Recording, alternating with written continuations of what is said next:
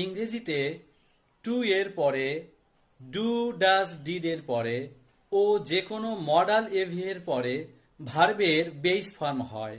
যেমন I want to go দেয়ার, এখানে two এর পরে ভার্বের বেস ফর্ম গো হয়েছে। আই ডোন্ট গো দেয়ার, এখানে ডু ভার্বের পরে ভার্বের বেস ফর্ম গো হয়েছে।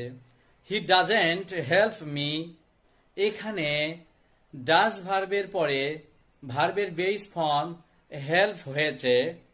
হি ডিডন্ট গো দেয়ার, এখানে ডিড ভার্বের পরে ভার্বের বেস ফর্ম গো হয়েছে।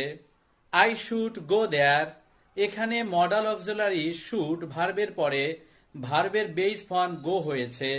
হি ক্যান হেল্প মি, এখানে ক্যান মডাল এভি এর পরে ভার্বের বেস ফর্ম হেল্প হয়েছে।